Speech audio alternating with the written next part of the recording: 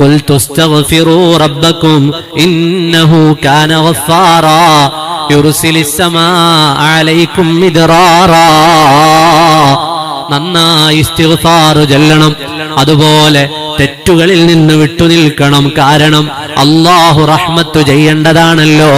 ധാരാളമായി സയ്യിദുനാ റസൂലുള്ളാഹ് സ്വല്ലല്ലാഹു അലൈഹി വസല്ലമ തങ്ങളുടെ മേലെ സ്വലാത്ത് ചൊല്ലണം.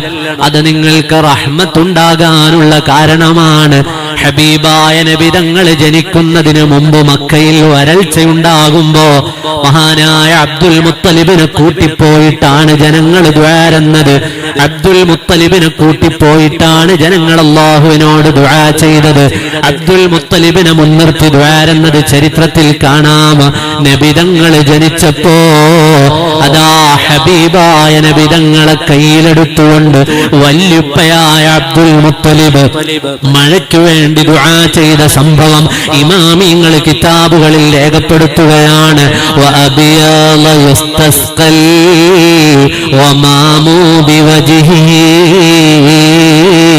ഫിമാലുൽ യതാമാ ഇസ്മത്തുൽ ലിൽ അറാമിലി. മുസ്തഫായ നബി തങ്ങളെ ഉയർത്തിപ്പിടിച്ചിട്ട് ഞങ്ങൾക്ക് മഴ വേണമെന്ന് ദ്വാരന്നിട്ടുണ്ട്. ഹബീബായ നബി തങ്ങളുടെ മുഖം കാണിച്ചു ദ്വാരുന്ന സംഭവമുണ്ട്.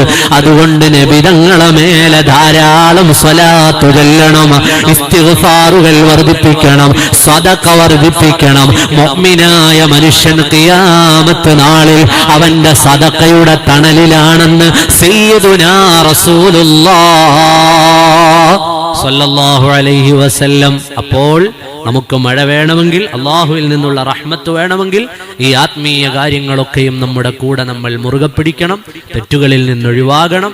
അല്ലാഹു റബ്ബുൽ ആലമീൻ നമുക്കൊക്കെയും സമൃദ്ധമായ മഴ നൽകുകയും അള്ളാഹുവിനെ കുറിച്ച് ഓർക്കാൻ ഈ ചൂടുകാലത്ത് റബ്ബിനെ കുറിച്ചും നരകത്തിനെ കുറിച്ചുമൊക്കെ ഓർക്കാൻ കഴിയുന്ന മുഅ്മിനീങ്ങളിലും മുത്തഖീങ്ങളിലും അള്ളാഹു നമ്മെ ഉൾപ്പെടുത്തി തരുകയും ചെയ്യുമാറാകട്ടെ.